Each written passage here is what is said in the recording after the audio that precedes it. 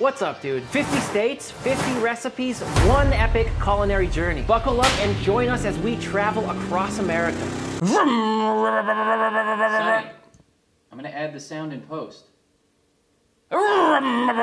Discovering the tastiest dishes each state has to offer. My friends, I'm proud to introduce to you the very first episode of 50 Plates, 50 States. And as always, there is no time to waste. Now let's go!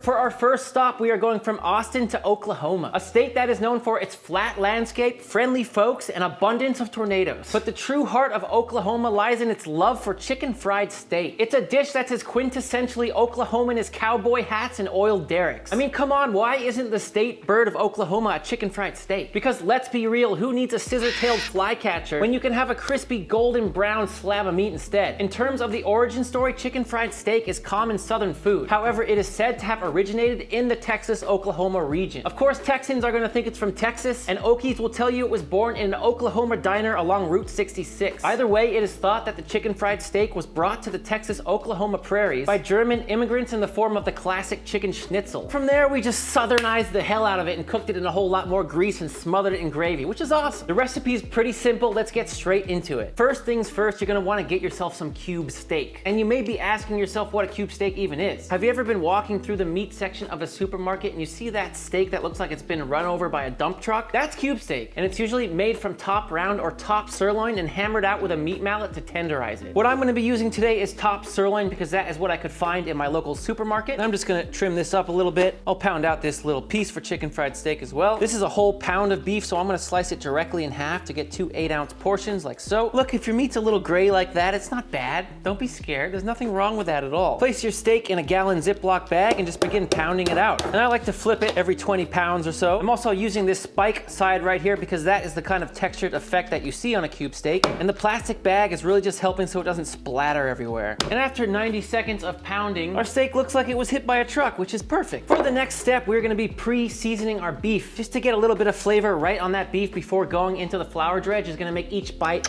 fantastic. Starting with Worcestershire sauce. Not the most common ingredient on chicken fried steak, but just a little bit on here to help the seasoning stick and just give a little umami punch. I'm just doing enough to barely coat the meat. Tiny little sprinkle of salt. Sergeant Gilbert reporting for duty, which is just ground black pepper, freshly ground, of course. And last but not least, just a little bit of garlic granules. We love garlic around here, and I bet Oklahomans do too. Okies? What do you guys call yourself in Oklahoma? And I'll repeat that same process on both sides of these steaks. For your flour dredge, I'm starting with all-purpose flour, and to that I'm adding a little bit of seasoned salt to start, some smoked paprika, just a little bit of cayenne, onion powder, garlic powder, and some black pepper. Give it all a really good mix and your flour dredge is complete. It's as simple as that. In another vessel, I'm going to combine milk and buttermilk, although you could definitely just do one or the other if you want, as well as a couple of eggs. Pop, and give it all a good whisk to combine. Just like this, looks good. First, drop your cube steak into the seasoned flour, then into your milk and egg mixture. Get off a little bit of excess by dragging it along the side like this, and back into the seasoned flour.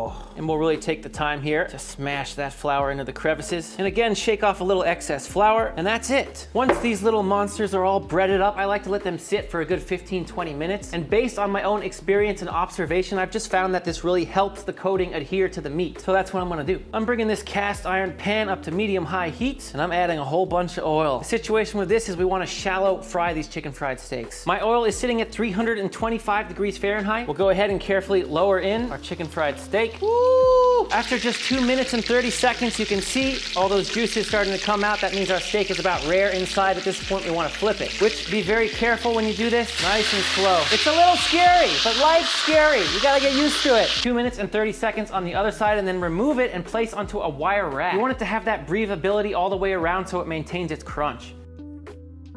My friends, put quite simply, Raycon is changing the game when it comes to earbuds. And if you've been looking for some earbuds that can deliver premium audio without breaking the bank, then these truly are the earbuds for you, and they have over 50,000 5-star reviews to prove it. And upon putting them in my ear, I can honestly say these are the most comfortable earbuds I've ever used. One of my favorite features about the Raycons is the 3 customizable sound profiles. And you can choose between pure sound, balanced sound, and bass sound. You can also switch between noise isolation mode and awareness mode, which for me is really helpful helpful, especially during traveling. Another thing I really loved about these earbuds is how many customizable tips they came with. As you can see here, there really is a size for everyone. To be very honest with you, earbuds are actually a big part of my life. I use them all the time when I'm prepping food for videos. I use them to listen to podcasts throughout the day while I'm doing chores. And I also use them when I'm doing a bit of a workout at home, hitting the bag. And if you are ready to buy something small with a big impact, click the link in the description or go to buyraycon.com/ThatDudeCanCook to save 15% off your Raycon purchase. Now let's finish up this chicken fried steak. Here's the trick, my friends. We need to save some of that delicious grease for the sauce. That is the typical way people make chicken fried steak at home. So I'm gonna dump off all but about 3 tablespoons of this oil. I'm gonna leave that in the pan. I'm just gonna eyeball it. That looks about good. I'm gonna turn my pan on to medium-low heat, and I'm adding some unsalted butter to mine. You can definitely just go all grease. And once your butter has melted, you're gonna add in your flour to build a roux. So I'll actually cook this for about 10 minutes over that medium-low heat. 5 minutes would be plenty, but 10 is gonna give it a little bit of a deeper flavor. Once your roux has cooked off, now we're gonna start adding whole milk, little by little. The milk's just sitting at room temp, and it's gonna really seize up once you just put a little in, as you see. So when you make chicken fried steak, you usually make the gravy in the same pan. Although halfway through making this, I just hate this color. We don't want a gravy colored sauce, we want a white colored sauce. The gravy sauce is more what you'll see on a country fried steak. Mistakes happen, that's cooking, my friends. Your failures are just part of your journey to success, that's all they are. So in another pot, medium to low heat, I'm starting still with 3 tablespoons of the grease, and again with 3 tablespoons of unsalted butter. Once your fat has melted, go ahead and add in your all-purpose flour. We'll stir that in, and what we're after here is that sort of wet sand looking consistency. Same deal, I'm gonna cook this over low heat for 10 minutes. 10 minutes has elapsed, same deal, room temperature milk, little by little. And at this point, you can turn the heat up to about medium high, seasoning up right away, add a little more. Ooh, really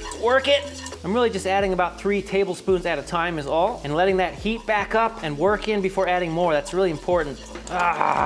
Should hurt your arm a little bit. Rest of my milk going in. Once the milk is all in, your sauce should be really coming together, although obviously it's too thick. So we just need to lighten it up a little bit with some heavy cream. Look, we're not trying to be healthy here. We're making chicken fried steak, okay? It's not a healthy meal. If you want, you could simply just add more milk. That will work too. To be honest, this is still a little thick for my liking, so I'm just gonna add more milk. If you like it thick, leave it. I'll put my exact recipe down in the description. There, we have a nice saucy consistency now. For this next part, you could simply just use salt and pepper to season it up, although I like to do a little bit of garlic powder and onion powder, as well as salt, fresh ground black pepper, and my secret ingredient, just a tiny bit of chicken bouillon. You could definitely use beef bouillon too if you want, but since this is a lighter kind of gravy, I'm going with chicken. Give that all a really good mix to combine, and of course, taste it for seasoning before you walk away.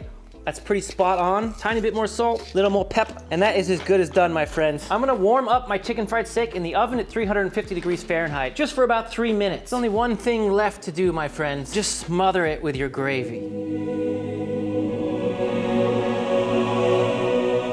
All right, Marcus, hobble on down, buddy. Marcus did a backflip and he might have broken his foot. Landed it. He landed it though, he landed it.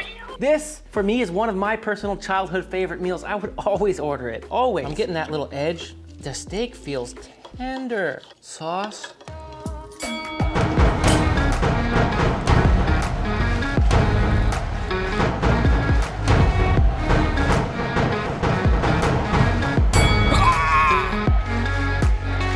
Oh, that's crazy that's steak. It's almost like the texture of hamburger meat. I don't even have anything to say. Cube, triangle, pyramid, steak, delicious. This has all the flavor. Go to Oklahoma. Damn, bro. Yeah. Check this one out. Oh, watch this. Oh! Oh! Oh!